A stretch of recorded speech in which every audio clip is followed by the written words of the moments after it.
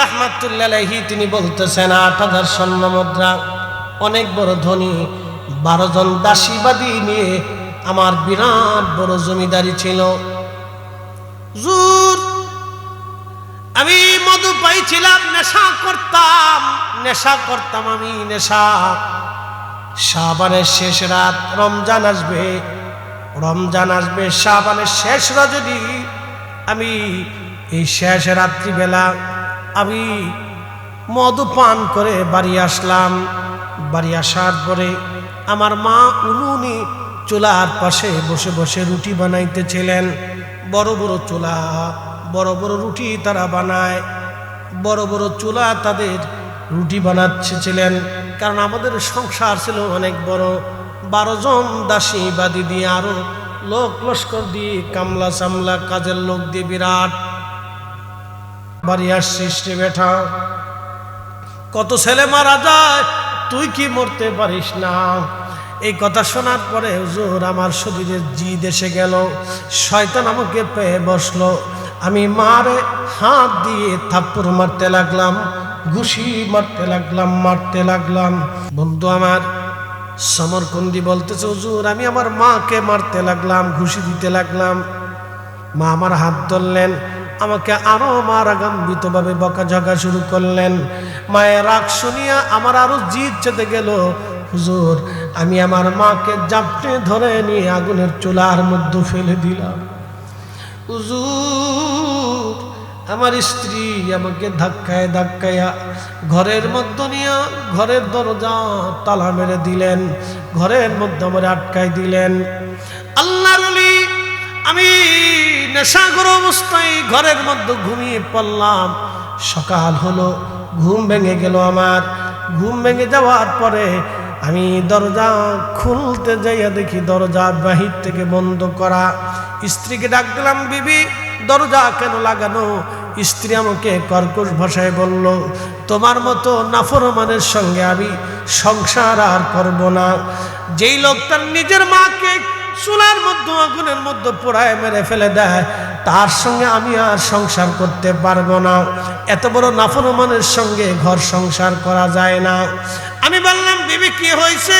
বলে, গতকাল রাত্রিবেলা তুমি মদ্যপায়ী অবস্থায়, নেশাগ্রস্ত অবস্থায় তুমি তোমার মাকে আগুনের চুলার মধ্যে পোড়ায় মারছো।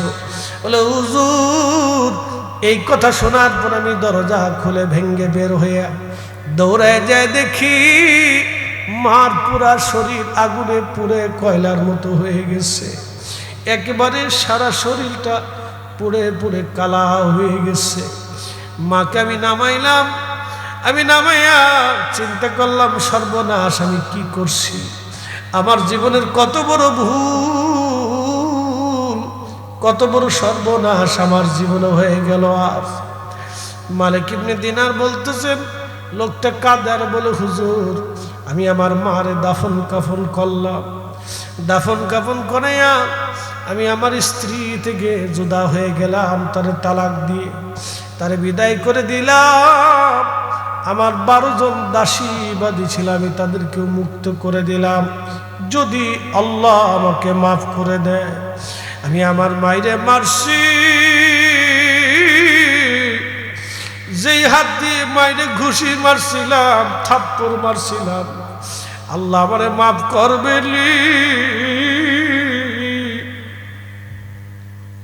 ক্ষমার আশায় 7,000 স্বর্ণ মুদ্রা আল্লাহ রাস্তায় দান করে দিলাম, যদি আল্লাহ আমারে মাফ করে দেয়। হুজুর যদি আল্লাহ মাফ করে, আমার সমস্ত সম্পদগুলি আল্লাহ রাস্তায় দান করলাম।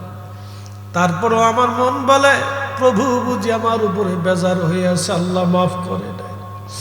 যে হাত দিয়ে মাইরে মারছিলাম, আল্লাহর ওলি মালিক ইবনে দিনার, আপনি তাকায় দেখেন আমার ডান হাতটা কাটা।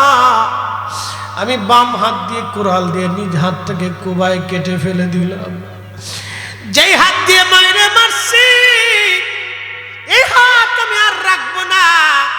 আমি আমার ডান হাতটাকে কেটে একবারে আলাদা করে দিই, আমি হাত ফেলে দিলাম, যদি আল্লাহ মাফ করে। আল্লাহর ওলি গো, তারপরও মন বলে, প্রভু আমাকে মাফ করে নাই। ক্ষমার আশায় সুদূর উজবেকিস্তানের সমরখন্দ থেকে রওনা দিয়ে আমি কাবায় আসছি। 40 বছর ধরে মাকামে ইব্রাহিমে কান্দি, 40 বছর ধরে খোদার ঘর ধরে কান্দি, যদি আল্লাহ মাফ করে। 40 বছরে 40 জন আবদাল এসে আমার সংবাদ দিয়ে যায়, সবার গুনাহ মাফ হয়, আমার গুনাহ মাফ হয় নাই। সবার ক্ষমা হয়, কিন্তু আমার আজ ক্ষমা হয় নাই। ওগো মা, তুমি এ ধরনের শ্রেষ্ঠ নিয়ামত, তোমারই পদতলে রয়েছে জান্নাত, তোমারই পদতলে রয়েছে জান্নাত। হাই হাই করছি কি 40 বছর ধরে মাকামে ইব্রাহিম আমি কান্দি, যেখানে কাঁদলে আল্লাহ মাফ করে দেয়, দোয়া কবুল করে নেয়। আমি হাজরে আসওয়াদ চুমা দিয়েছি কতবার, কাবা ঘর ধরে আমি কান্দি, তাহাজ্জুদ নামাজের সময় কান্দি। 40 বছর ধরে আল্লাহর কাছে মাফ চাই, আল্লাহ মাফ করে না। 40 বছরে 40 বার হজ করেছি, সবার হজ কবুল হয়, কিন্তু আমার হজ কবুল হয় না। আল্লাহর ওলি গো, আমি দিনের ভাগে এই বিরানভূমি গাছের নিচে এসে নামাজ ইবাদতে কাটাই, যদি আল্লাহ মাফ করে দেয়। 40 বছর ধরে এইভাবে ইবাদত করি, 40 দিন পর পর পেট ভরে খাবার খাই। 40 দিনে আমি কোন রকম এক বেলা করে আমি প্রত্যেক দিন অর্ধ চামচ খাবার খেয়ে বেঁচে থাকি। দুনিয়ার সব কিছু ছেড়ে দিয়েছি, শুধু ক্ষমার আশায়, ক্ষমার আশায় আমি এখানে বসে বসে কান্দি। আমার উপায় কি? 40 বছর ধরে আমার ক্ষমা হয় না আল্লাহর ওলি। 40 বছর ধরে 40 জন আবদাল এসে আমার সংবাদ দিল, সবার মাফ হয়, আমার মাফ হয় না। 40তম বছরে আপনি এসে আমাকে বলে দিয়ে গেলেন সবার ক্ষমা হয়, আমার ক্ষমা নাই। করব কি আমি? উপায় কি? উপায় কি আমার? উপায় কি? তখন মালিক ইবনে দিনার বললেন, আল্লাহর বান্দা বলো কি করে তোমার ক্ষমা হবে বলো? এত বড় অপরাধ করার পরে কি করে ক্ষমা হয় বলো? তখনই আল্লাহর বান্দা মুহাম্মদ ইবনে হারুন সমরকন্দি 2 হাত আল্লাহর দরবারে বাড়াইয়া অনুনয় বিনয় করে কান্না শুরু করলো। একসাথে জোরে বলবেন কি আল্লাহু আকবার? না না, জোরে বলেন আল্লাহু আকবার। প্রিয় শেরপুরবাসী, কথাগুলি শুনে দোয়া করে বাড়ি যাবেন। কেন দোয়া করবেন আমি একটু পরে বলতেছি। রাস্তাঘাটে অনেক ভাইয়েরা বসে আছেন, দাঁড়িয়ে আছেন, হাঁটতেছেন। বন্ধুরে, কত মানুষকে আমরা কাফন দাফন করাইয়া কবরে বিদায় জানাইছি। আহা, আজকে আসার সময় ঢাকায় জাম বেঁধে গেল। ওই বাইপাইল সাভার এলাকায় বিরাট বড় জাম, শ্রমিকরা আন্দোলন করতেছে। ঘুরে ধামরাই দিয়ে কালামপুর দিয়ে ভিতর দিয়ে ঢুকে তারপরে আসছি, যার কারণে আসাটাও দেরি হয়ে গেল। ঘুরে আসার সময় গ্রামের ভিতরে দেখি বিরাট বড় জানাজা। সবাই টুপি মাথায় দিয়ে পাঞ্জাবি গায়ে দিয়ে জানাজা পড়ে আল্লাহর বান্দাকে বিদায় দেওয়ার জন্য সবাই আজ রেডি হয়ে গেছে। কিন্তু কারোই চিন্তা নাই কবরে এসে কি প্রশ্নের জবাব দিবে। কিছু সময় পরে তার কবরে প্রশ্নের জবাব আসবে, কারো হিসাব নাই। বন্ধু, রাস্তায় বসে থেকে কোনো লাভ হবে না, হেঁটে হেঁটে কোনো লাভ হবে না। প্রিয় ভাই আমার, জান্নাতের বাগানে বসেন, বসলেই আপনার আখিরাতের চিন্তা আসবে, নতুবা আখিরাতের মুক্তি বিরাট বড় কঠিন হয়ে দাঁড়াবে। কথা বলেন ঠিক কিনা? শেরপুরের মুসলমান, কুরআনুল কারীমে আল্লাহ পাক বলতেছেন, মায়ের রেহেমের ভিতরে আল্লাহ 40 দিন পর্যন্ত এই পানিটাকে রিফাইন করেন, তারপরে আরো 40 দিন রক্তপিণ্ডটা রিফাইন করার পরে গোশতের টুকরা হয়। এই গোশতের টুকরাটা আরো 40 দিন রিফাইন করার পরে আল্লাহু আকবার, তার একটা মানব দেহের একটা আকার আকৃতি আসে। এরপরে আমার আল্লাহ রাব্বুল আলামিন 120 দিনের মাথায় রুহু নামক ইঞ্জিনটা রুহের জগৎ থেকে এনে মায়ের পেটের ভিতরে আমার আল্লাহ আমাদের বডির মধ্যে ইঞ্জিনটা আল্লাহ ফিট করে দেয়। একবার জোরে বলা যাবে কি আল্লাহু আকবার? তাহলে বলেন সেজদা হবে কার জন্য?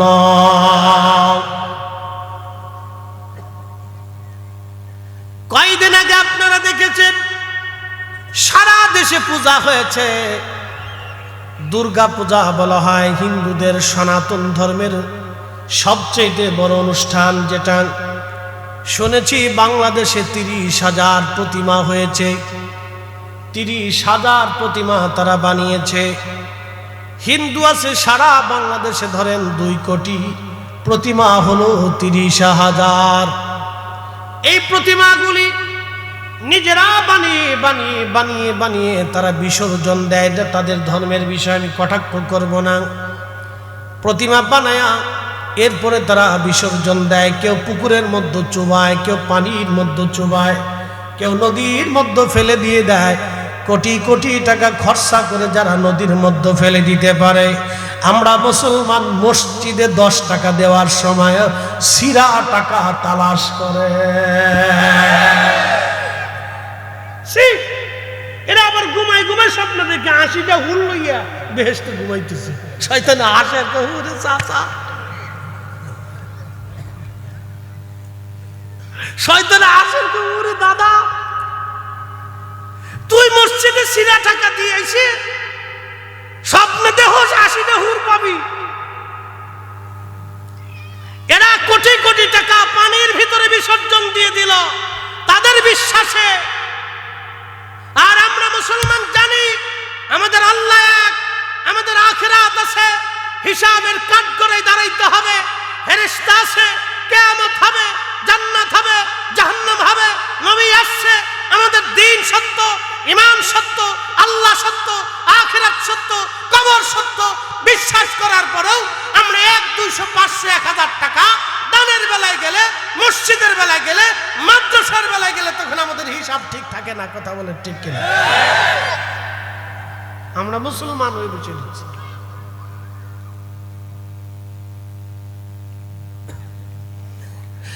তেলের গাড়ি তেলে চলে,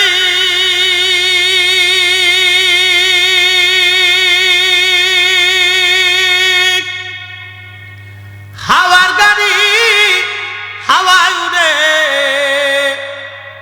বিনা তেলে চালায় গাড়ি নবী সুলাইমান। আমরা সেই মুসলমান, আমরা সেই মুসলমান, ঠিক কিনা?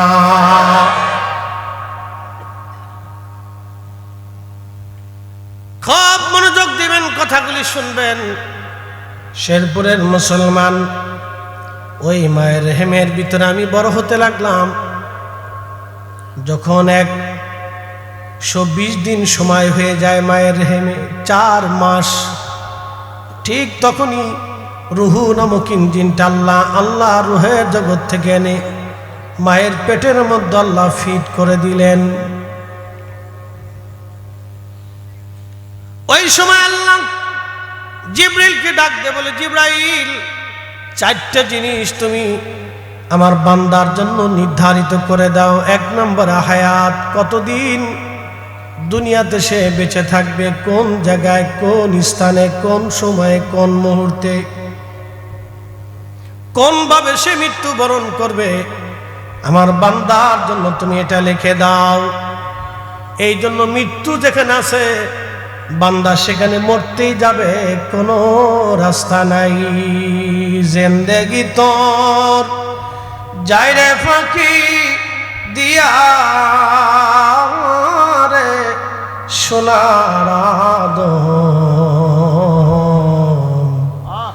জিন্দেগি তোর যায় ফাঁকি দিয়া।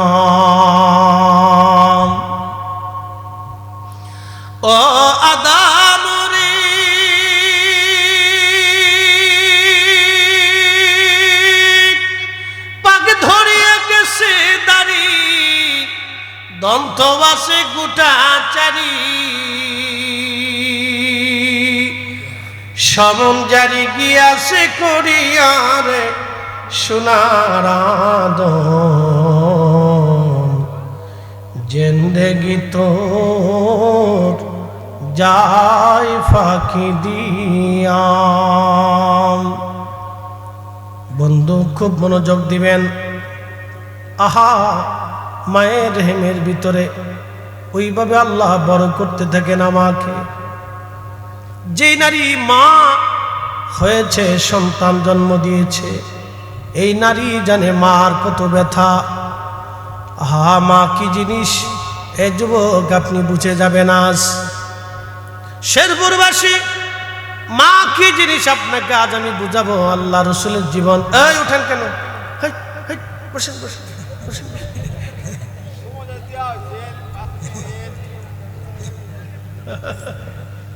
সুযোগ নাই, সুযোগ নাই। না না, উঠলে বিপদ। পেশাবে ধরছে না, যদি পেশাবে ধরে তাহলে ছুটি দিন। হাসা কথা করতে হবে, তাহলে এক আঙুল উষা করবেন। আর যদি বাথরুমে ধরলে তাহলে দুইটা উষা করবেন। যে হুজুর দুই জায়গায় ঝামেলা, পেশাবে ধরলে এক জায়গায় ঝামেলা, আর বাথরুমে ধরলে দুই জায়গায় ঝামেলা। মনে রাখবেন, পেশাব না করলে বাথরুম হয় না, আর বাথরুম করলে পেশাব করতে হবে, পেশাব করলে বাথরুম না করলে চলে, কিন্তু বাথরুম করলে পেশাব আসবে। এই জন্য দুই আঙ্গুল দুই জায়গায় ঝামেলা, আর এক আঙ্গুল উষা করলে এক জায়গায় ঝামেলা। ঠিক আছে? তো কারো যদি অসুবিধা হয় তাহলে এক আঙ্গুল উষা করবে, একটাই যদি ধরে। আর যদি দোনোটাই ধরে বসে তাহলে দুই আঙ্গুল, আমি ছুটি দিয়ে দিই।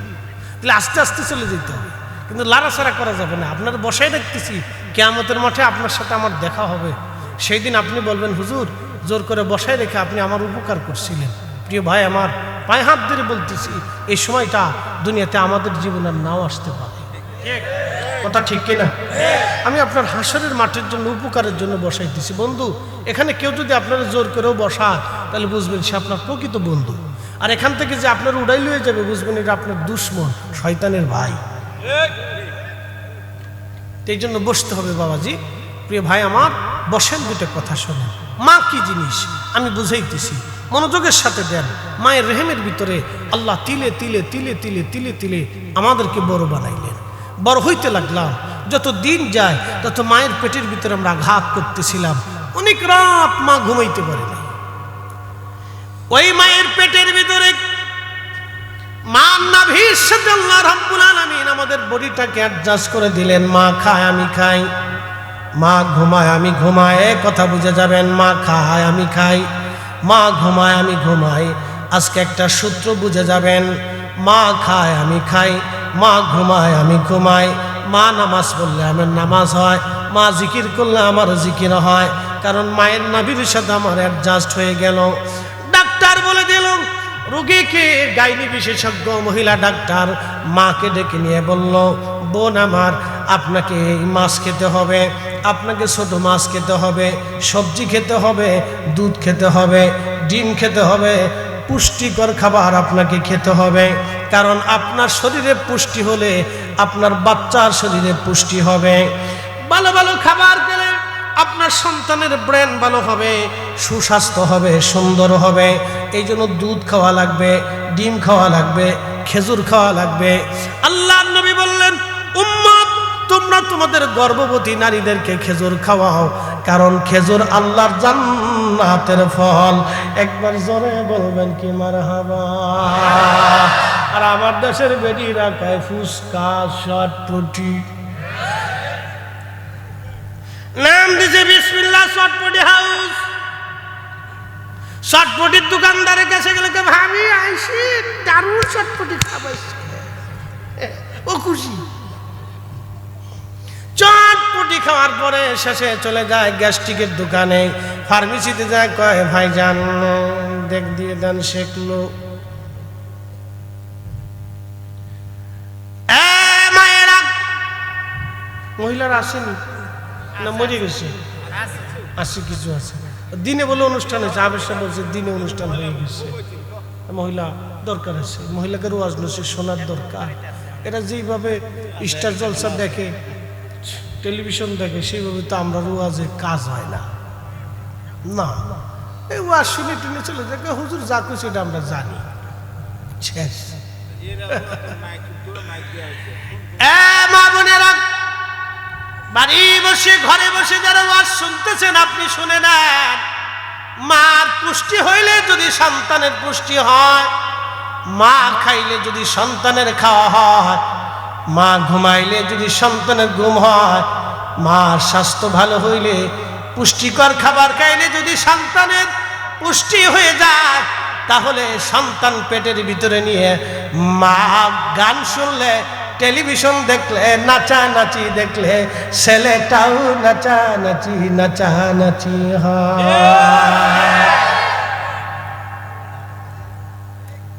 কথা কন আমি যদি ভাও তোরাও ঠিক করিস, ওরাও ঠিক হ্যাঁ এইভাবে নাচে আপনি দেখবেন নাচতেছে এইভাবেই নাচে। কারণ ওই সময় নারী যদি কোরআন শরীফ তেলাওয়াত করত, ওই ছেলেটা কোরআনের প্রতি তার ভক্তি হতো। ওই সময় মহিলা যদি দুরূদ শরীফ পড়ত, ওই ছেলেটা রাসূলের প্রতি মহব্বত বাড়ত। মহিলা যদি নামাজ পড়ত, তাহলে বাচ্চাটা মায়ের পেটের ভিতরে নামাজি হতো। যেমন হুজুর গাউসে পাক মহিউদ্দিন আব্দুল কাদের জিলানী 18 পারা কোরআন শরীফ মুখস্থ করে দুনিয়াতে এসেছিলেন। কেউ বিশ্বাস করলেও করতে পারেন, না করলেও না করতে পারেন, ও সাথে কিছু আসে যায় না। এগুলি সব আল্লাহর কুদরত। কারণ তার মায়ের পেটের ভিতরে সন্তানকে নিয়ে তিনি এমনভাবেই কোরআন পড়তেন, কারণ তার মা ছিল হাসানি, বাবা ছিল হুসাইনি। হাসানি হুসাইনি রক্তের মাধ্যমে আল্লাহর একজন মহান ওলি দুনিয়াতে এসেছিলেন। আবার একটা কথা মনে রাখবেন, এই হাসানি হুসাইনি রক্তের মাধ্যমে পৃথিবীতে আরেকজন সন্তান কিয়ামতের আগে জন্ম হবে, তার নাম মুহাম্মদ, বাবার নাম আব্দুল্লাহ, তার পরিচয় হবে ইমাম মাহাদি। অতএব এই রক্তটাকে ছোট করে দেখার কোনো সুযোগ নাই। হযরত হুজুর গাউসে পাক 18 পারা মুখস্থ করে আসলেন, কারণ তার মা তাকে পেটে ধারণ করে প্রতিনিয়ত কোরআন পড়তেন। ওই কোরআন পড়ার কারণে আল্লাহ তাকে কোরআনের হাফেজ বানায় দুনিয়াতে পাঠাইছে। একবার জোরে বলা যাবে কি আল্লাহু আকবার? নারা হাত উঁচা করে বলেন আল্লাহু আকবার। তাহলে আমাদের নারীদেরকে গর্ভবতী হওয়ার পরে শুধু ভালো খাবার দেওয়া যাবে না, নামাজি বানাইতে হবে, পর্দানিসীন বানাইতে হবে, জিকির করনেওয়ালা বানাইতে হবে, দুরূদ পড়নেওয়ালা বানাইতে হবে, তখন তার পর্দা করাইতে হবে। এই কথা কম জোরে বলেন। আর যদি টিকটক কপালে পড়ে তো শেষ। হ্যাঁ টিকটক, এখন বেটিরা টিকটক করে, উড়ে বাপরে বাপ। এই তুই উঠেছ কেন? সুযোগ পেয়ে গেছে, না ধরলে কইছে উঠছে। এরা হাসায়নি। হ্যাঁ ঠিক আছে, আইবি তো, আবার আইবি তো। হ্যাঁ ঠিক আছে, আইস।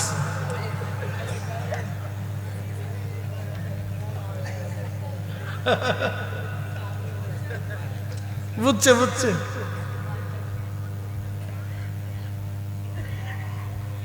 একসাথে পড়েন, লা হাওলা ওয়ালা কুওয়াতা ইল্লা বিল্লাহ। বন্ধু আমার,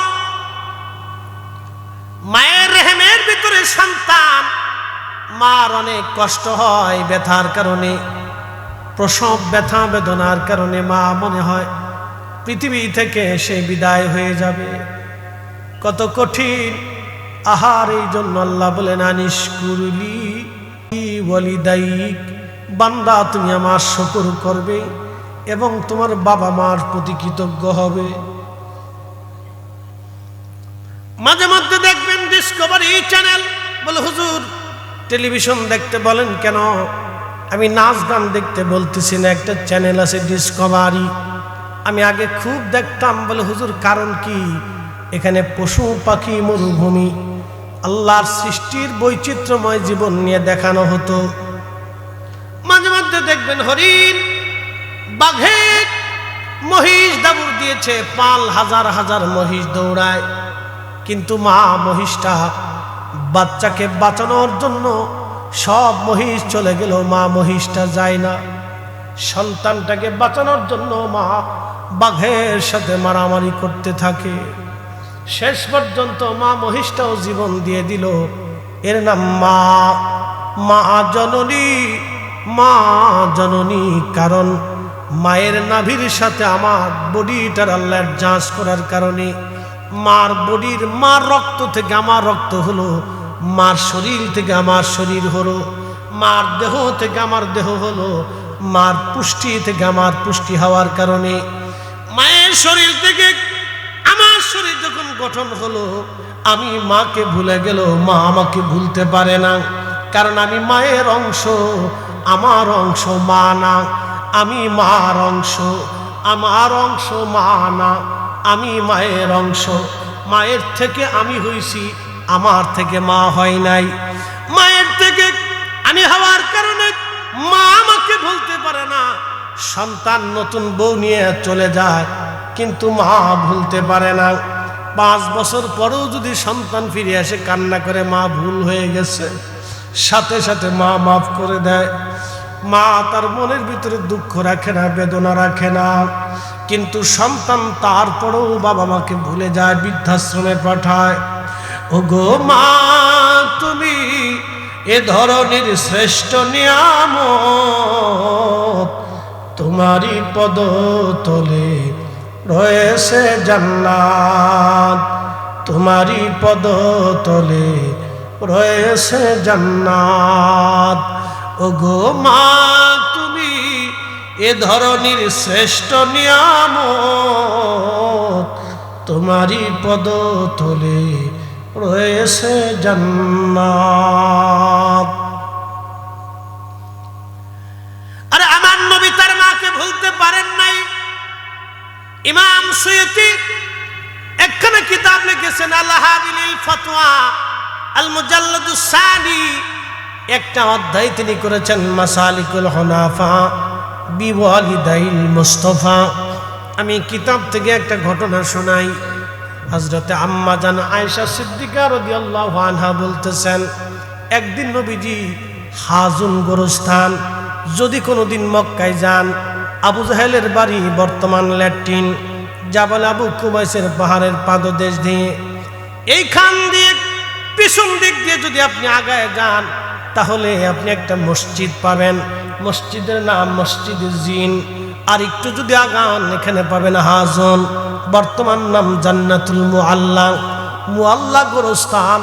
এই গোরস্থানে আম্মাজান খাদিজা ঘুমিয়ে আছেন, যার নামে আজ মাদ্রাসা। তিনার নাম হযরত খাদিজাতুল কুবরা। ওনার লকব তাহেরা তাইয়্যিবা। উনি পবিত্র পবিত্রা নারী ছিলেন। একবার আওয়াজ তুলে জোরে বলা যাবে কি মারহাবা। পৃথিবীর কোন নারীর আগে তাহেরা তাইয়্যিবা শব্দ লেখা নাই, কিন্তু তিনি একমাত্র মহিষী নারী, আমাদের মা জননী খাদিজাতুল কুবরা। তাহেরা তাহেরা তাইয়্যিবা, তাহেরা তাইয়্যিবা। এ নারী জাতি, তোমাদেরকে আম্মাজান খাদিজাতুল কুবরার চরিত্র নেওয়া লাগবে।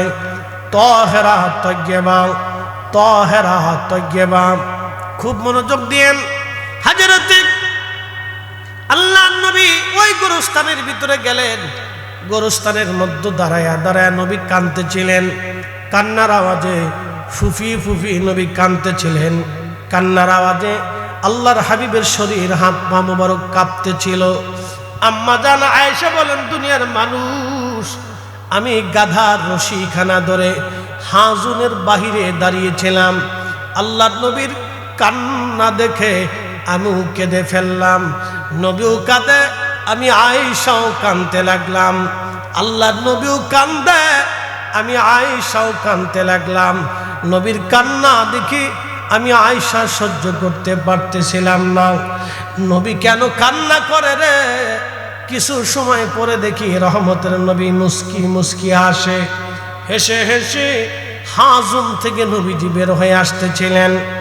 আম্মা জান আয়েশা বলতেছিলেন, ইয়া রাসূলুল্লাহ, আপনি কাঁদতেছিলেন, কান্না দেখে আমি আয়েশা স্থির থাকতে পারি না, আমি কেঁদে দিয়েছি। নবী গো, কি জন্য কান্না শেষ হওয়ার পরে আপনি হাসতে হাসতে আসলেন? আল্লাহর নবী ডাক দেয়া বলেন, আয়েশা রে, আমি হাজুনে যখন দাঁড়াইলাম মায়ের কথা মনে পড়ল, মার কথা মনে পড়ে। আমি নবীজি মার কথা মনে করে করে আল্লাহর দরবারে কাঁদতে লাগলাম। বললাম, রব্বি, আমার মা, আমার মা, আমার মা, আমার মা। যে মায়ের কোলের মধ্যে ছিলাম, পেটের মধ্যে আমি রসুল ছিলাম, আমার মা, মার জন্য আমি কান্না করতেছিলাম। আল্লাহ রাব্বুল আলামিনের দয়া লেগে গেল আমার কান্না বন্ধ করার জন্য। আমার আল্লাহ আমার আব্বা এবং আম্মা দুইজনকে আমার সামনে উপস্থিত করাইলেন। আমি নবী তাদেরকে কালেমা পড়াইলাম, তারপরে আমার আল্লাহ তাদেরকে আমার কাছ থেকে আবার নিয়ে গেলেন। আমি এই খুশিতে হাসতে হাসতে বের হয়ে আসছি যে আমার আব্বা আম্মাকে আমার আল্লাহ আমার সামনে জিন্দা বানাইয়া, আমার কালেমা পড়াইয়া আমার উম্মতের দলভুক্ত বানাই দিয়েছে। চিৎকার মেরে জোরে বলবেন আল্লাহু আকবার। না না, আরো জোরে বলেন আল্লাহু আকবার।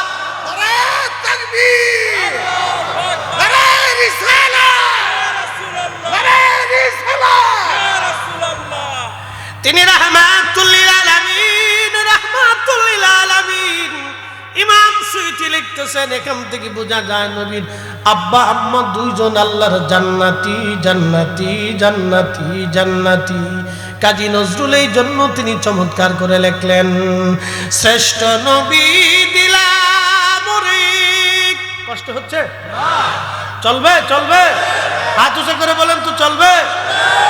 শ্রেষ্ঠ নবী দিলাম রে, তরিয়ে নিতে রোজ হাসুরে। শ্রেষ্ঠ নবী দিলাম রে, তরিয়ে নিতে রোজ হাসুরে। পথ না ভুলি তাই তো দিলে পাক কুরআনের বাণী। খুদা তোমার মেঘের বাণী, সুন্দর ফল, সুন্দর ফল, মিঠা নদীর পানি। খুদা তোমার মেঘের বাণী, খুদা তোমার মেঘের বাণী। আল্লাহুম্মা সাল্লি আলা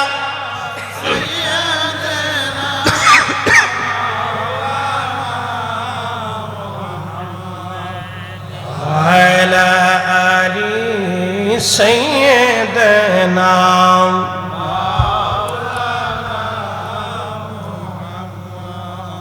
বন্ধু আমার, শেরপুরবাসী মা কি জিনিস এটা বোঝানোর জন্য আমি এই পর্যন্ত নিয়ে নিলাম। নবীজি হাজনে কেঁদে কেঁদে মার জন্য বুক ভাষায় কাঁদতেছিলেন। আল্লাহর নবী, রহমতের নবী, নিজের মাকে ভুলে যান নাই। যুবকরে একটা ঘটনা শোনাবো। বিশ্ববিখ্যাত একজন আল্লাহর ওলি ছিলেন, তার নাম মালিক ইবনে দিনার। যারা অলিতে বিশ্বাসী আপনারা জানেন, অলি ছাড়া এই দেশে ইসলাম আমরা পাই নাই। আল্লাহর প্রকৃত অলিদের মাধ্যমে আমরা ইসলাম পেয়েছি। চির সত্য কথা, শুধু বাংলাদেশে না, ভারতে না, পাকিস্তানে না, আফগানিস্তানে না, ইউরোপে যদি দেখেন, আমেরিকাতে যদি দেখেন, চীনে যদি দেখেন, আফ্রিকাতে দেখেন, আল্লাহর বহু বড় বড় অলিরা, কুতুবরা জমিন ঘুরে ঘুরে বিনামূল্যে আল্লাহর দামাত দিয়েছেন। আজকে আপনারা আমাকে এখানে এনেছেন, কিছু হাদিয়া দিবেন, সুন্দর করে মন সাজাইলেন, মাইক আনলেন, পোস্টারিং করলেন, দাওয়াত করলেন। কিন্তু এমন দিন ছিল অলিরা এই জমিনে কালেমার দাওয়াত ঘুরে ঘুরে ঘুরে ঘুরে দিয়েছে। কোনোদিন খাবার খাইছে, কোনোদিন খাই নাই। আহা, শত্রুর মুখোমুখি দাঁড়ায়া কালেমার দাওয়াত তারা দিয়েছেন। আল্লাহর জমিনে কালেমার পতাকা তারাই উড়িয়ে গেছেন। কথা বলেন ঠিক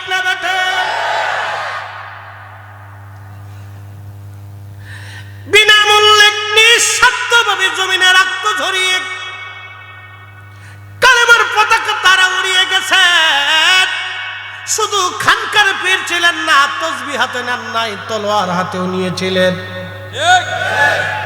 শাহাদাতের অমীয় সুধা পান করে তারা এই জমিনে কালেমার দাওয়াত দিয়েছেন। এই জন্য কথা মনে রাখবেন, আহা শাহাদাত বড় অমীয় জিনিস। এই জন্য আপনি যদি দেখেন ফিলিস্তিনের মুসলমানেরা আজকে তারা শাহাদাতের পেয়ালা নিচ্ছে, শহীদ হচ্ছে, কিন্তু জালেম ইহুদি দাজ্জালের সৈনিকদের সামনে তারা মাথা নত করে নাই, এখনো তারা মাথা উঁচু করে বেঁচে আছে। কথা বলেন ঠিক কিনা?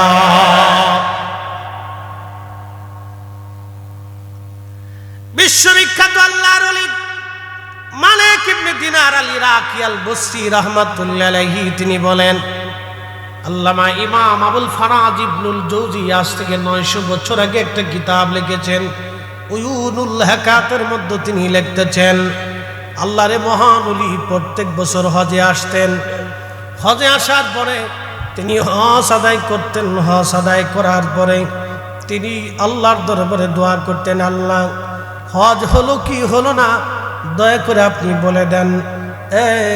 শ্রীপুরের মুসলমান, শেরবর্দির মুসলমান, শ্রীবর্দির মুসলমান, শেরপুরবাসী কথা শুনে যাবেন। আরাফাতের ময়দানে হাজী যখন উপস্থিত হয় আর চোখের পানি ছেড়ে দেয়, সাথে সাথে আমার আল্লাহ হাজীর গুনাহ মাফ করে দেয়। আরাফাতের মাঠে হাজীর গুনাহগুলি আল্লাহ মাফ করে দেয়। যদি কোনোদিন হজে যান তো দেখবেন আরাফাতের মাঠে হাজী কিভাবে কান্না করে। আরাফাতের মাঠে হাজী কানতে কানতে পেরেশান হয়ে যান, জীবনে অনেক ভুল করছি। এই বছর আমি হজে ছিলাম, প্রচন্ড গরমে, কোন রিপোর্টে আসছে 17,000 হাজী বছর মারা গেছে শুধু গরমে, হিট স্ট্রোকে, প্রচন্ড গরম। হেরেমে আমি এর আগেও গিয়েছিলাম, কিন্তু সূরা ইখলাস দিয়ে তারা জুমার নামাজ শেষ করেছে। এত প্রচন্ড গরম, 5 মিনিটও থাকা যায় না গরমে, এত হিট, প্রচন্ড তাপ। আমি সেই দিন চিন্তা করলাম, হায়রে এই প্রচন্ড তাপে সাহাবীরা কালেমার দাওয়াত কেমনে পৌঁছায় দিল এই জমিনে। আমার নবীকে না খাওয়াইয়া, আমার রসুলকে খাবার না দিয়ে পানি বন্ধ করে দিয়ে 2টা বছর পর্যন্ত শিয়াবে আবি তালিবে বন্দী করে রাখা হয়েছিল। গাছের পাতা, শাল বাকলগুলি খেয়ে নবীজি জীবন ধারণ করেছিলেন, কত কষ্ট করেছিলেন। আম্মাজান আয়েশা সিদ্দিকা রাদিয়াল্লাহু আনহা, আম্মাজান খাদিজাতুল কুবরা, ফাতিমাতুজ জাহরার মতো মহিয়সী নারীরা নবীজির সঙ্গে থেকে ক্ষুধা আর অভাব বরণ করে নিয়েও তারা পালায়া যায় নাই। তারাই ছিল অরিজিনাল নবীর সঙ্গী, তারাই ছিল রাসূলুল্লাহর বিপদের সাথী। কথা বলেন ঠিক কিনা?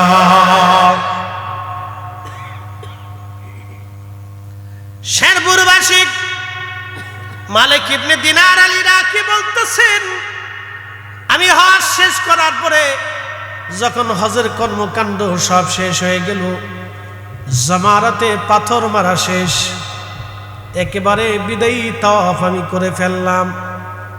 বিদায়ী তাওয়াফ, হজের আনুষ্ঠানিকতার সব শেষ, বিদায়ী তাওয়াফ। রব্বে কারিমের দরবারে বললাম, ইয়া রাব্বি, হজ তো শেষ করে ফেললাম, কার হজ হলো কার হজ হলো না এটা তো আর বলতে পারি না। আল্লাহ আপনি দয়া করে বলে দেন কার হজ হয়েছে কার হজ হয় নাই।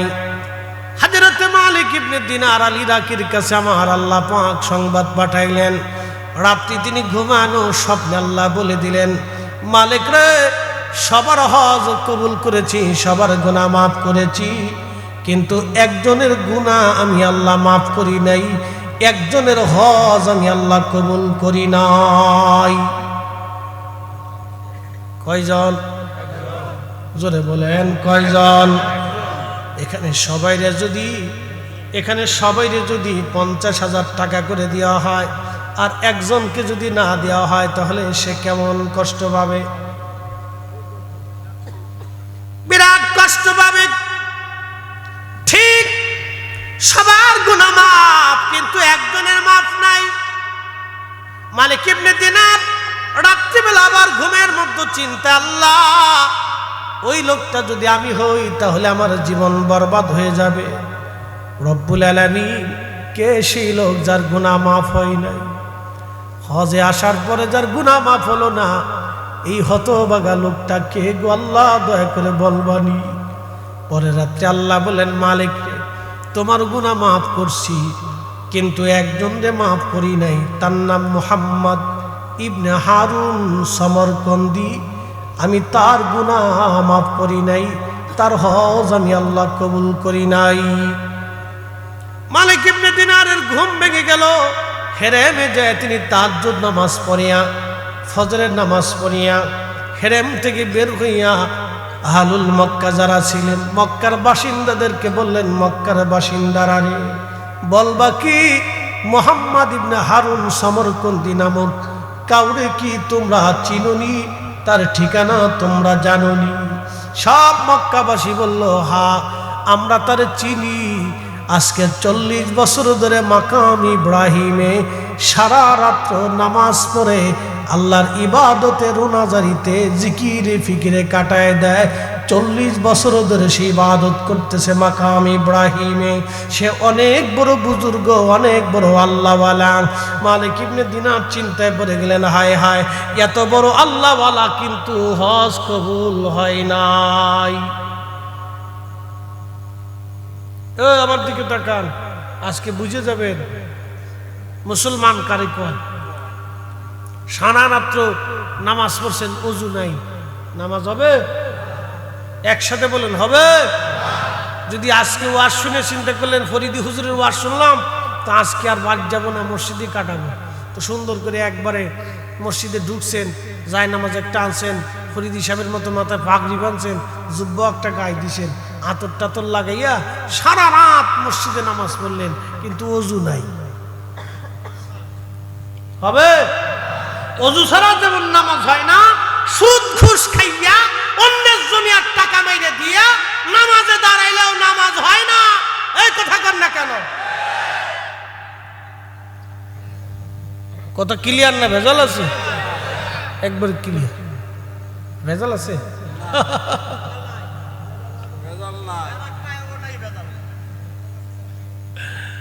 যারা খায় তাদের জন্য দুনিয়া তো ভেজাল, কবরও ভেজাল, হাসরে ভেজাল, ফুলসিরাতে ভেজাল।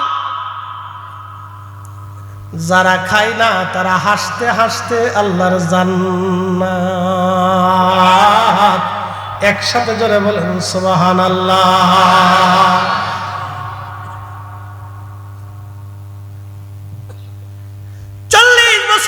মাকাম ইব্রাহিমে নামাজ পড়ে, হজ কবুল হলো না, ক্ষমা হলো না। কিরে উড়ুসকে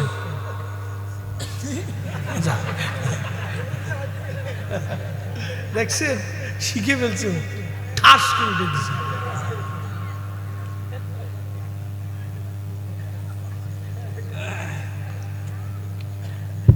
না, সামনের কাতারে বসে রয়েছে, বিরাট মুসল্লি। আগামী দিন ওরা থাকবে, আমরা কবরে চলে যাব। ওদেরকে দরকার সামনে, বাচ্চাদেরকে সামনে বসাইতে হবে, কাছে বসাইতে হবে। শোনেন, আমি একদিন এরকম সামনে বসে বসে ওয়াজ শুনতাম। জীবনের লক্ষ্য উদ্দেশ্য যদি ঠিক না করেন তাহলে কিছু করতে পারবেন না। লক্ষ্য ঠিক রাখতে হবে, এটাকে বলে এম। সেনাবাহিনীর ট্রেনিং করা, যখন গুলি ছড়ে বলে এম ঠিক করো। এবার টার্গেট এমনভাবে করবা যে ট্রেগার টেনে দেবা, ঢুম, বাস জায়গা মতো বসান দিয়ে চলে যাবে। বুলেট একবারে সোজাসুজি চলবে, ডান বাম হবে না। এম ঠিক থাকতে হবে, নিজের জীবনের এম ঠিক থাকতে হবে। আমি কি করব, কি হতে চাই, কি কথা কর না কেন?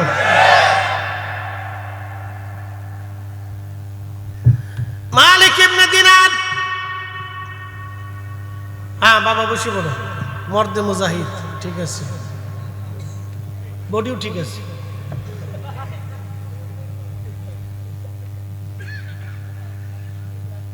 নাম কি রে বাবা তোর? হ্যাঁ, নূর মোহাম্মদ। বিরাট বীরশ্রেষ্ঠ, তুই বীরশ্রেষ্ঠ নূর মোহাম্মদ। যা একসাথে কর না, মারহাবা।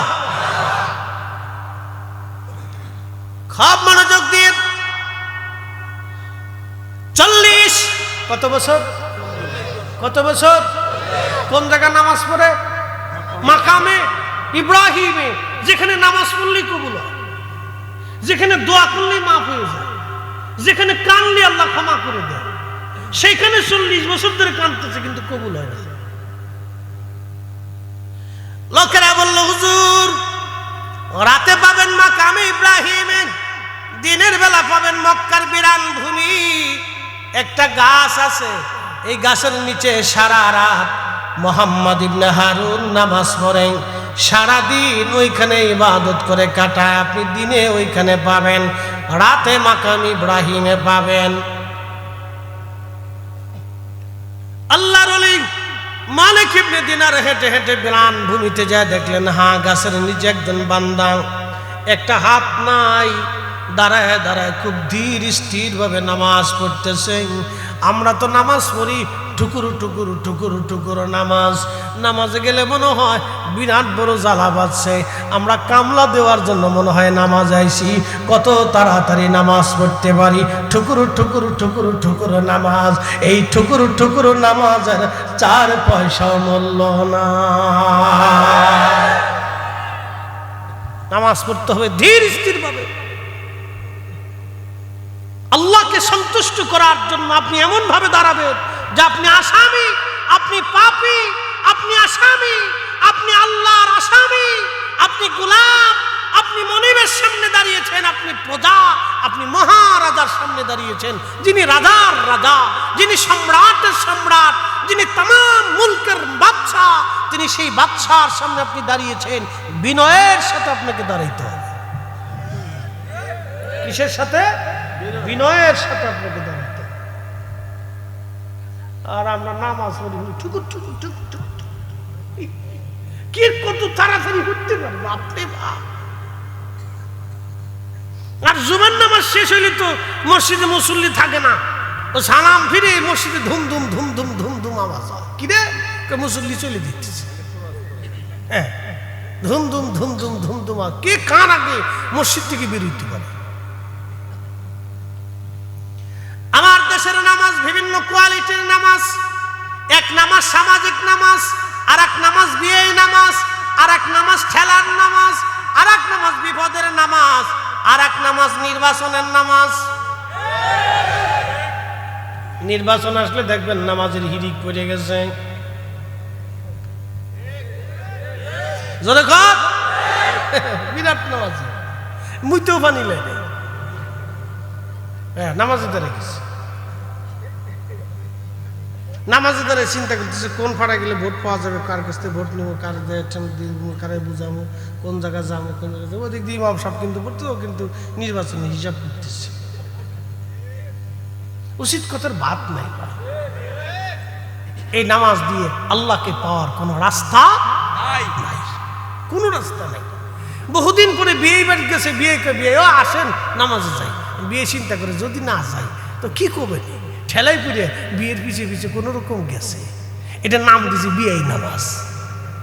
কি কথা কন না, এটার নাম কি?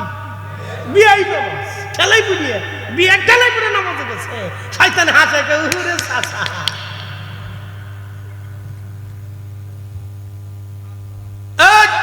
পিছে দৌড়ে কে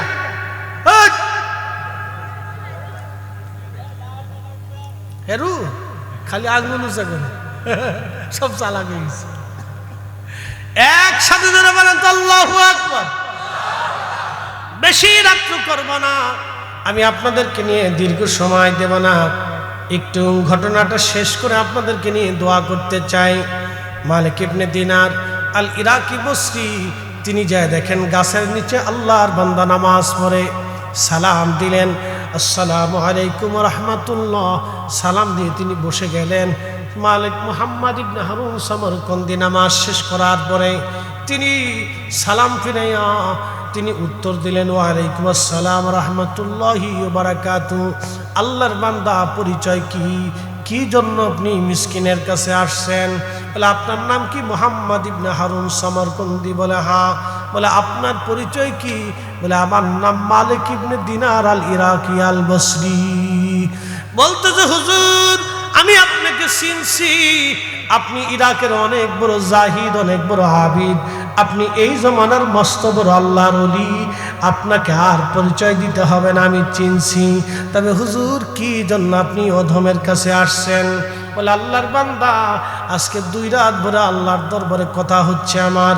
আল্লাহ আমারে জানাইছে এই বছর সমস্ত হাজিদের গুনাহ মাফ হয়েছে, সবার হজ কবুল হয়েছে, কিন্তু তোমার গুনাহ মাফ হয় নাই, তোমার হজ কবুল হয় নাই। মুহাম্মদ ইবনে হারুন সামারকন্দি চোখের পানি ছেড়ে দিয়ে কেঁদে বলল, হুজুর সর্বনাশের কথা শুধু এইবার না, এবার দিয়ে 40 বছর ধরে আমি শুনতেছি। প্রত্যেক বছর হজ শেষ হয়, একজন করে আল্লাহর ওলি আসে, আবদাল এসে আমারে সংবাদ দিয়ে যায়, সবাই আল্লাহ মাফ করছে কিন্তু আমারে মাফ করে নাই। সবার হজ কবুল হয়েছে রে, আমার হজ কবুল হয় নাই। সবার ক্ষমা হয় কিন্তু আমার ক্ষমা হয় না, সবার মাফ হয় কিন্তু আমার মাফ হয় না। হুজুর 40তম বছরে আজ আপনি বলে গেলেন, 40 বছর ধরে 40 জন আল্লাহর ওলি আমাকে বলে গেছে সবার মাফ হয় কিন্তু আমার মাফ হয় না।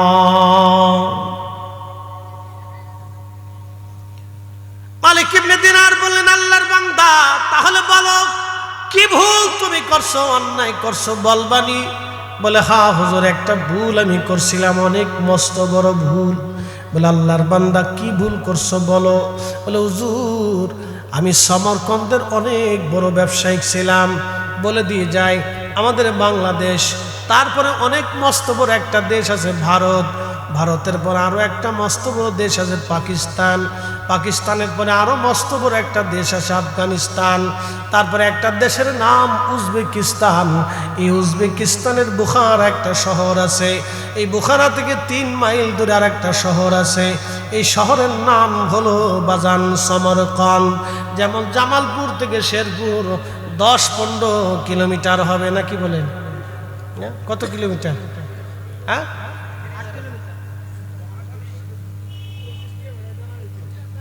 আচ্ছা ধরেন 30 কিলো ধরেন, 16 না? হয়তো আমার এটা হিসাব আছে, তো আমি তো গাড়ি চালাই না, একটা মোটামুটি হিসাব আছে, 16-20 এরকমই ধরেন আর কি। তো বেশি দূরত্ব না, কিন্তু মোটরসাইকেল টান দিলে তো আধা ঘন্টার দরকার, হ্যাঁ এরকম।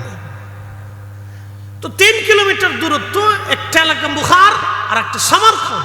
তো সমরকন্দে বাড়ি ছিল মুহাম্মদ ইবনে হারুন সমরকন্দ, উজবেকিস্তান।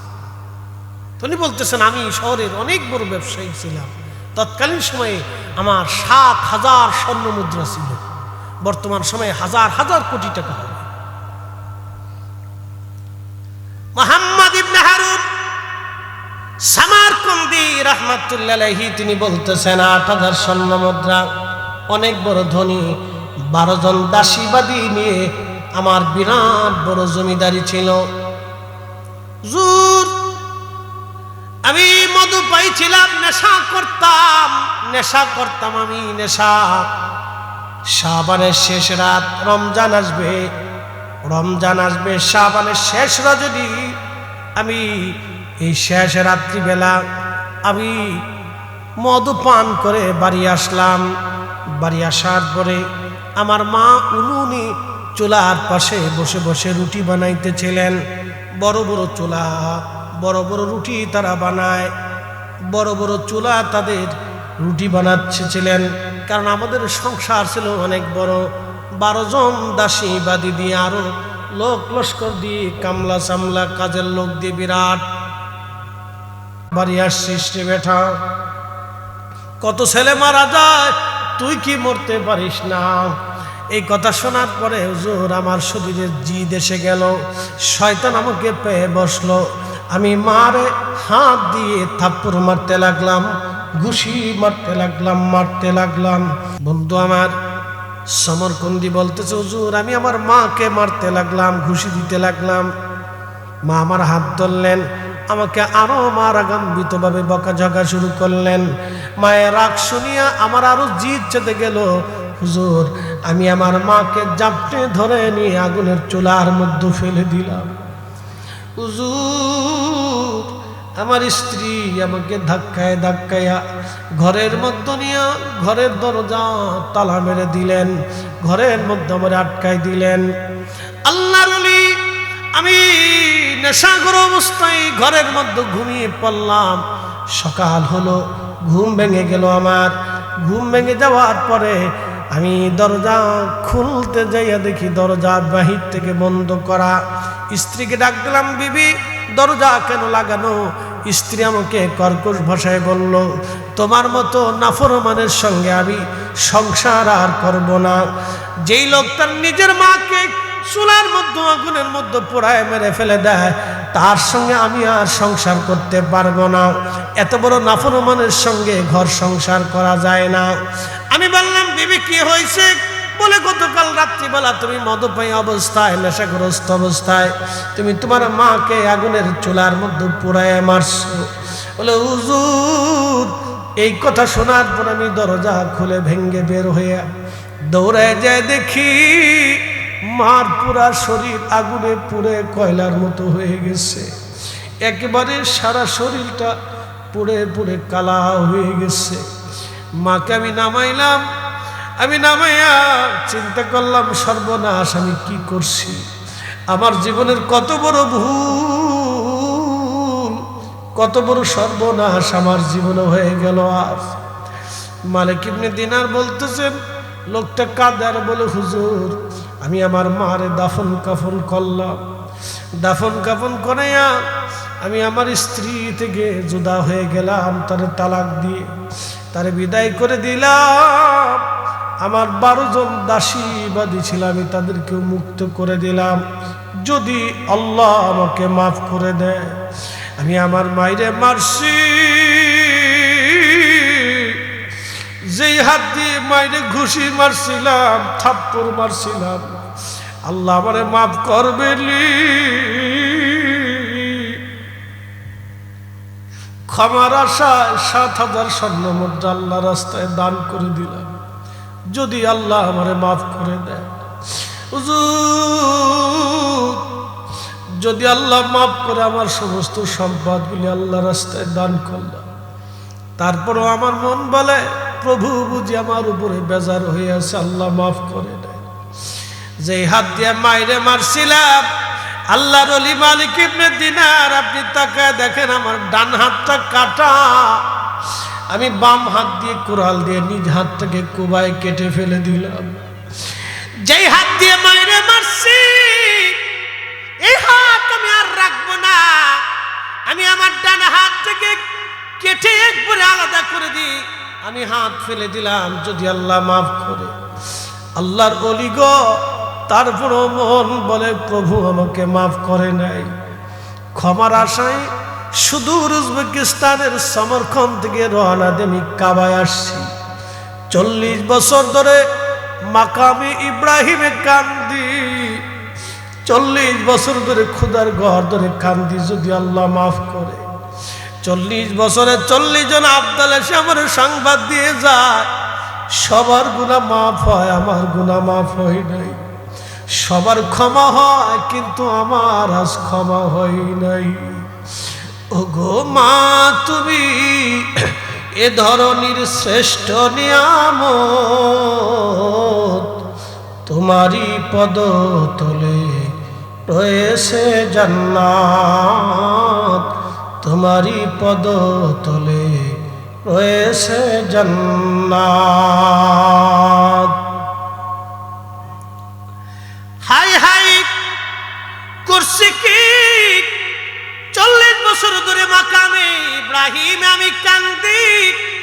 যেখানে কাঁদলে আল্লাহ মাফ করে দেয়, দোয়া কবুল করে নেয়।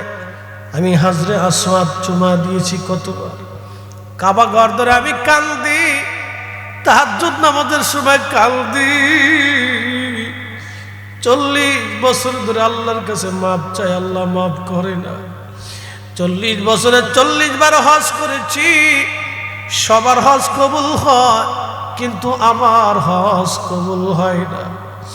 আল্লাহর ওলি গো, আমি দিনের ভাগে এই বিরান ভূমি গাছের নিচে এসে নামাজ ইবাদতে কাটাই, যদি আল্লাহ মাফ করে দেয়। 40 বছর ধরে এইভাবে ইবাদত করি, 40 দিন পর পর পেট ভরে খাবার খাই। 40 দিনে আমি কোন রকম এক বেলা করে আমি প্রত্যেক দিন অর্ধ চামচ খাবার খেয়ে বেঁচে থাকি। দুনিয়ার সব কিছু ছেড়ে দিয়েছি, শুধু ক্ষমার আশায়, ক্ষমার আশায় আমি এখানে বসে বসে কান্দি। আমার উপায় কি? 40 বছর ধরে আমার ক্ষমা হয় না আল্লাহর ওলি। 40 বছর ধরে 40 জন আব্দাল এসে আমার সংবাদ দিল সবার মাফ হয়, আমার মাফ হয় না।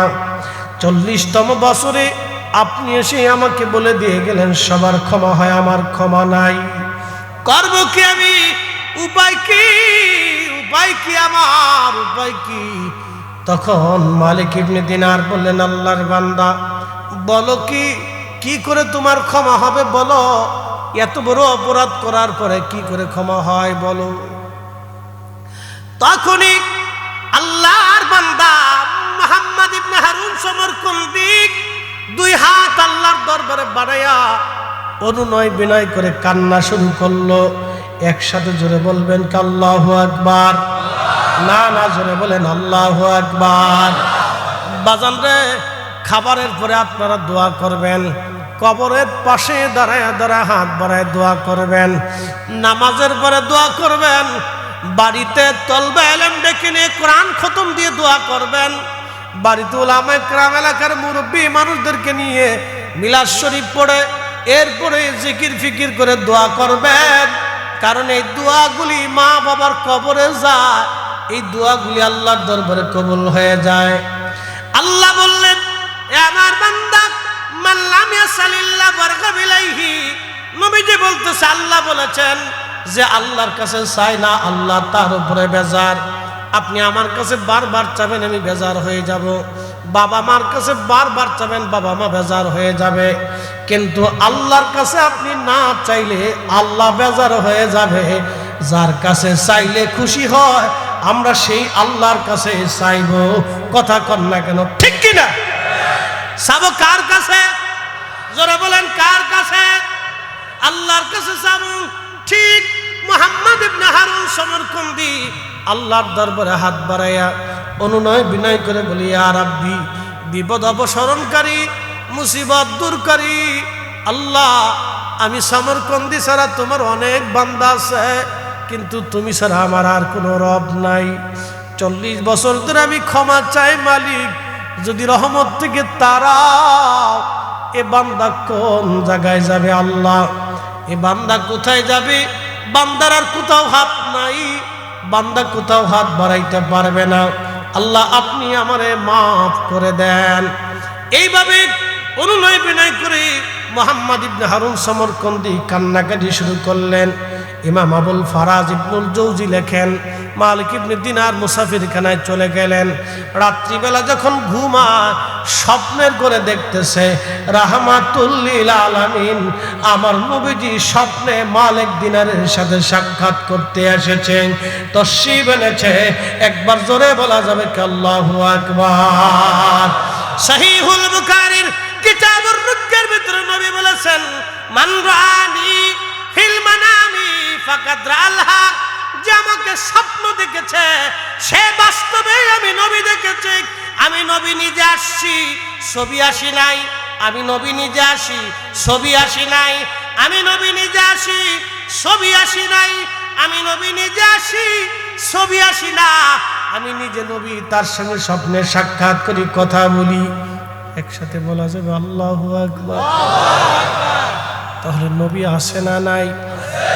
আমার আপনার চোখ নাই, সেটা চোখের দোষ, কিন্তু আমার রসুলের দোষ না। কি কথা বলেন, ঠিক কিনা? সূর্য আকাশে উদিত হয়, অন্ধ যদি সূর্য না দেখে তাহলে সূর্যের দোষ না। আমাদের হাফেজ সাহেব যিনি আছেন, মাদ্রাসা পরিচালনা করেন, আমার ভাইটা অন্ধ, তার দিনও যেমন রাতও তার কাছে তেমন। যদি বলেন হাফেজ সাহেব সূর্য কেমন, বলবে যখন দেখলামই না, তাহলে কি হবে আর? বলে রাত কেমন, বলে সেটাও তো দেখলাম না। আমার দিনও যা রাতও তা, আমার সবই সমান, কারণ আমি অন্ধ, আমি দেখি না। ঠিক আল্লাহর নবীর জায়গা নবী আছে, আমাদের চোখের জায়গা চোখ নাই। আল্লাহর নবী স্বপ্নে এসে বলেন, হে মালিক ইবনে দিনার, খোদার রহমত থেকে বান্দাকে নিরাশ করতে কে তোমাকে অনুমতি দিয়েছে বলো?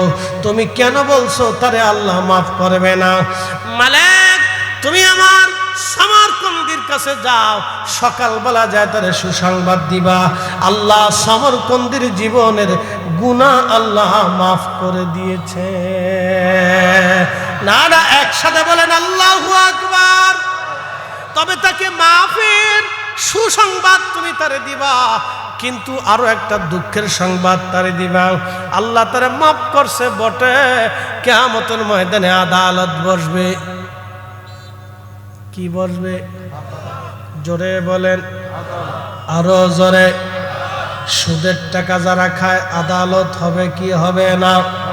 ঘুষ যারা খায় আদালত পড়বে কি পড়বে না? অন্যের সম্পদ যারা মেরে খেলো, দুর্নীতি যারা করলো, বলেন আদালতে, আল্লাহর আদালতে ধরা পড়বে কি পড়বে না? সারণ নাই, বাচন নাই, উপায় নাই, উপায় নাই। আল্লাহু আকবার, আল্লাহর আদালতে ধরা পড়বে। আল্লাহর নবী বললেন, মালিক রে, তুমি মুহাম্মদ ইবনে হারুনকে বলবা কিয়ামতের ময়দানে আল্লাহ একটা পশুর পর্যন্ত বিচার করবে। কেমন বিচার হবে জানেননি? একটা সিংওয়ালা, সিং ছাড়া প্রাণীরও বিচার হবে। একসাথে বলবেন আল্লাহু আকবার। বলবেন হুজুর সেটা আবার কি? আজকে বলে দিয়ে যায়, আপনারা সবাই বিচারের কাঠ করায় দাঁড়াবেন, কিন্তু সেই দিন গরু ছাগলের বিচার হবে। আল্লামা ইমাম সুয়ুতি মাসালিকুল হুনাফার মধ্যে লেখেন, কিয়ামতের ময়দানে বিচার হবে। উত্তর পাড়ার গরু দক্ষিণ পাড়ার গরুর বিরুদ্ধে মামলা করবে, ইয়া রাব্বি, দুনিয়ার আদালত আমাদের জন্য বসে নাই, মাতব্বর সর্দার ছিল না, দক্ষিণ পাড়ার গরু আমাকে মারছিল, আল্লাহ আজকে বিচার করে দেন। আল্লাহ বলবেন, তোমার যেইভাবে মারছিল তুমি আজকে সেইভাবে তারা মেরে বিচার প্রতিশোধ নিয়ে নাও। আল্লাহ সেই দিন গরুরে গুতাইবে, মোরগ মুরগারে ঠুকরাবে, কুত্তায় কুত্তারে কামড়াবে, বাঘে কামড়াবে, শিয়াল বাঘেরে মারবে, হরিণ বাঘেরে পিটাবে। আল্লাহ সেই দিন বিচার করবে, কিন্তু শুনে যান, বিচার করার পরে পশু পাখিরা সেই দিন মাটি হয়ে যাবে, তারা মাটির সাথে মিশে যাবে। আর নাফরমান যারা সেই দিন হাতের গোশত কামড়ায় কামড়ায় টেনে ছিঁড়ে ফেলবে, আর বলবে ইয়া রাব্বি, মানুষ না হয়ে যদি গরু ছাগল হইতাম তাহলে কতই না উত্তম হতো। আমরা কেন মানুষ হইলাম? কেন মানুষ হইলাম?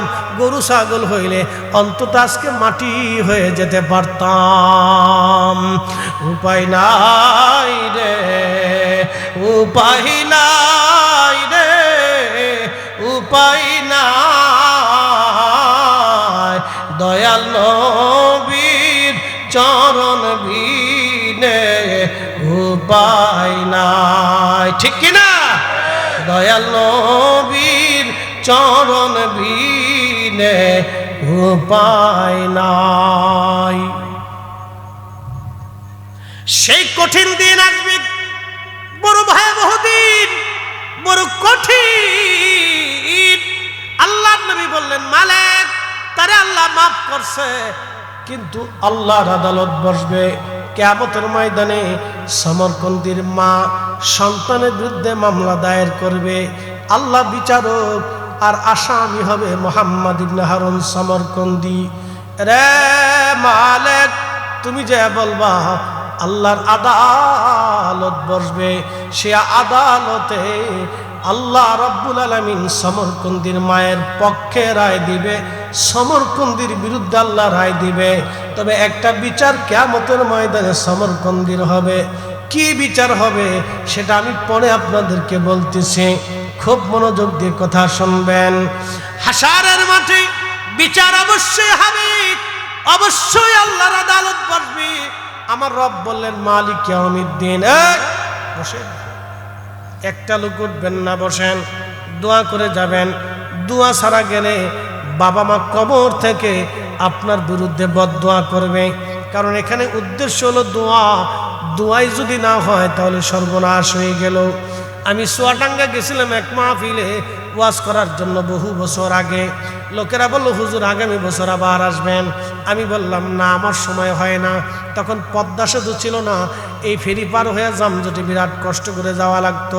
আমি বললাম না, অনেক বড় কষ্ট, আর আসা যাবে না। বলতে যে হুজুর গত বছর এক হুজুর আনছিলাম, 3 দিন তফসির করছে আর খালি বলছে বেদাত বেদাত। শেষ পর্যন্ত মাহফিলের লাস্টে দোয়াও করে নাই, বলে এটাও বেদাত। বলে হুজুর আগামী বছর আপনি আসবেন, এই বছর আপনারা মাহফিল, আমরা মাহফিল করে তৃপ্তি পাইছি। এই বছর দোয়া হলো, গত বছর দোয়া হয় নাই। আমি বললাম না, আগামী বছর ওই হুজুরকে দাওয়াত দিবেন, সুন্দর করে 3 দিন তফসির করাবেন, লাস্টের দিন দুনিয়ার দোয়া খায়ের করবে না। শেষ পর্যন্ত গাড়িতে উঠাইয়া সুন্দর এক কাপ চা খাওয়াইয়া, ফল ফ্রুট খাওয়াইয়া গাড়ির মধ্যে বসে লম্বা করে সালাম দিয়ে বলবেন হুজুর আগামী বছরের জন্য প্রস্তুত থাকবেন, আগামী বছর আপনাকে আবার আসতে হবে, কিন্তু মামু দিবেন না। তো যখন হাদিয়া না দিবেন তখন সে ডাক দিবে, সভাপতি সব কোথায়, কোন জায়গা আছেন, কি ব্যাপার, দাওয়াত আমারে কি দিছেন, গাড়ি খরচা টরচা কেন দিলেন না? তখন আপনারা বলবেন হুজুর নবীজি কোনোদিন ওয়াজ করে টাকা নেয় নাই, সাহাবীরা ওয়াজ করে টাকা দেয় নাই, সাহাবীরা ওয়াজ করে টাকা নেয় নাই, আমরা মইরা যাব কিন্তু আপনারে টাকা দিয়া বেদাত করব না। কথা কন না কেন? দোয়ার দরকার আছে? কথা কন না কেন? দোয়ার দরকার। হাত উঁচু করে বলেন দোয়া লাগবে, দোয়া লাগবে। তাহলে দোয়া করে যাবেন তো ইনশাল্লাহ। হাত উঁচু করেন, জোরে উষা করেন, জোরে উষা করেন, 10 মিনিট টাইম, বেশি না। হাত নামান, হাত নামান। তাহলে একটু তাকবীর দেন, নারে তাকবীর। মাদ্রাসাটা অনেক কষ্ট করে ভাই পরিচালনা করে, আমার এই ভাইটার অনেক কষ্ট হয়। খুব মনোযোগ দিবেন বাবাজি, দোয়াটা অনেক বড় দামি। শেষ সময় 2টা কথা শুনে দিয়ে যাই। বলেন আল্লাহর হুকুম ছাড়া একটা ভাতের দানা আপনি আমি বেশি খাইতে পারবো? যারা আমাদের দেশ থেকে এই যে লক্ষ লক্ষ টাকা চুরি করিল, আচ্ছা বলেন তো আপনারা, এই প্রত্যেক দিন একটা হরিণ জবাই করেও যদি খাইতো তা ওই টাকা শেষ হয় না, কিন্তু বরাতে নাই। জোরে কর, বরাতে নাই। আল্লাহর বিধানের বাহিরে এক টুকরাও খাওয়ার কোনো সুযোগ নাই। এই জন্য হালাল খান, কচু শাক দিয়ে খান, ডাল দিয়ে খান, শুধু ভাতটা দিয়ে খান, তাও হালাল খান। কি কথা কন না? কি খান? জোরে কর, জোরে জোরে জোরে জোরে। আমাদের রিজিক দেয় কে? সূর্যের আলো, বৃষ্টি, ফসল, মাছ, ফল। তো আল্লাহ যদি আমাদেরকে দেয়, তাহলে আমরা কি আল্লাহর জন্য কিছু দিতে পারবো না? এইবার আপনাদের দুর্বল দুর্বল লাগতেছে।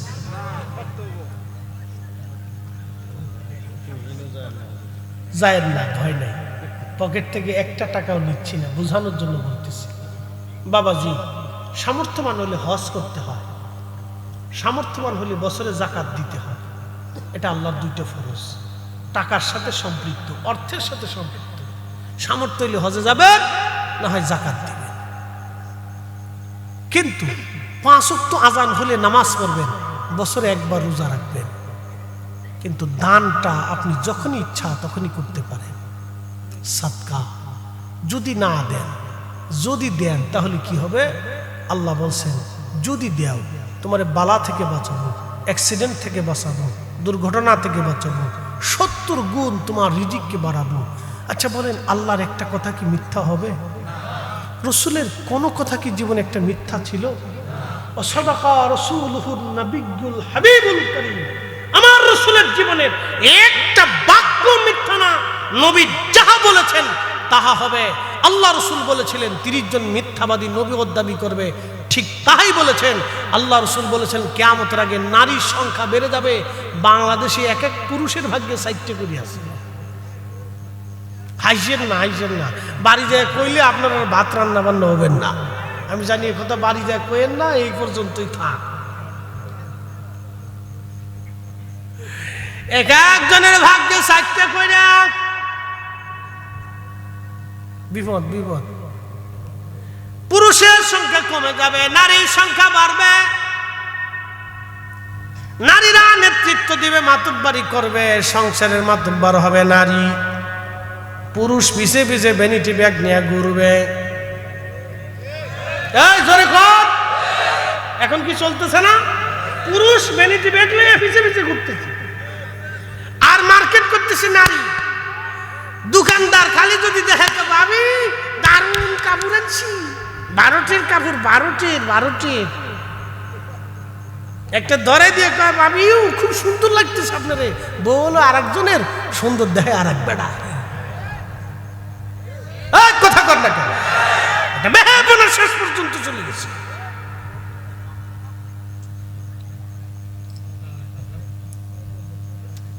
উচিত কথা বললে তো বেডির আমার টিয়া দিবেন না, আর এক জ্বালা আছে। এই ওঠেন কেন? দাদু, না দাদু হাসি দিছে রে, উঠার কায়দা নাই। অনেকে গোপনে গোপনে চলে গেছে, আমি খালি দেখতেছি এরকম, খালি বছর বছর দিয়ে যা। আগে যতই যাও এখান থেকে পালাইতে পারবা, কিন্তু মরণ থেকে পালানোর কোন রাস্তা। একদিন মাটির ভিতরে হবে ঘরে মন আমার, কেন বন্ধ দালান ঘর। কবর থেকে পালানোর রাস্তা না, এখান থেকে পালিয়ে যাবেন, কবর থেকে পালানোর সুযোগ নাই। বন্ধু পালায়েন না, 10টা মিনিট বসে যান, কথা শুনে যান। আল্লাহর কোরআন বলতেছে ওয়া আনফিকু মিম্মা রাযাকনাকুম মিন ক্বাবলি আইয়াতিয়া আহাদাকুমুল মাউত। ও বান্দা, মরণ আসার আগেই তুমি আল্লাহর পথে তোমার সদকা, তোমার রিজিক থেকে দান করো। আমি আল্লাহ তোমাকে রিজিক দিয়েছি, স্ত্রী দিছি, সন্তান দিছি, জমি দিছি, খাবার দিয়েছি, ফসল দিলাম, তোমাকে যাহা দিলাম এর ভিতর থেকে তুমি সব আল্লাহ চাই নাই, কিছু অংশ তুমি আল্লাহর পথে তুমি ব্যয় করো, খরচা করো। যদি না করো কিয়ামতের ময়দানে সেই দিন আফসোস করবে আর বলবে ফায়াকুলা রব্বি লাউলা আখারতানি ইলা আজালিন করিব।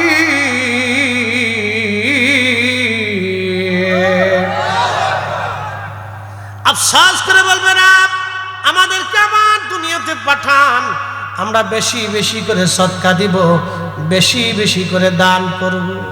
আল্লাহ আমাদেরকে দুনিয়াতে পাঠান, ফাআসাদদাকা ওয়া আকুম মিনাস সালিহিন, বেশি বেশি করে সদকা করব আর সালিহিনদের অন্তর্ভুক্ত হয়ে যাব। আল্লাহ ডাক দিবেন ওয়ালা ইউআখিরাল্লাহু নাফসান ইযা জাআ আজালুহা। এ বান্দা, ওয়ান টাইম চান্স, একবার যদি কবরে চলে আসো ফিরে যাওয়ার আর সুযোগ নাই। হায়াত শেষ হলে দুনিয়াতে থাকার আর রাস্তা নাই, ঠিক কিনা? বাদশাহ ক্যা ফকির হো সবকো একই ঠিকানা। যমুনার চেয়ারম্যান মরে গেল, ওই যে আপনার বসুন্ধরার চেয়ারম্যান মারা গেল, বেক্সিমকো, এরপরে আপনার স্কয়ার, এরপরে বড় বড় কোম্পানির বড় বড় ধনী ধনীরা মারা যায়।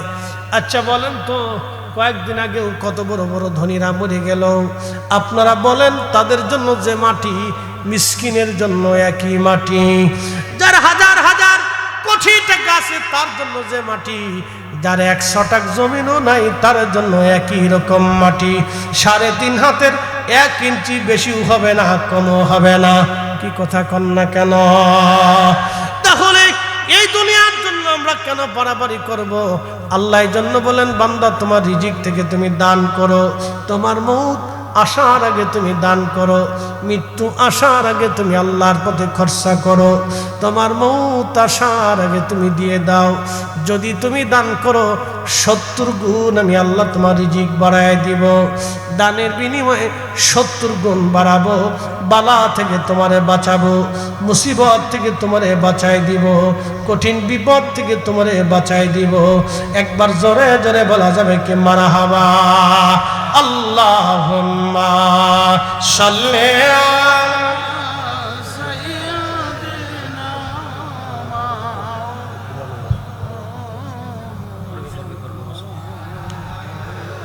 আলি সাইয়্যিদিনা।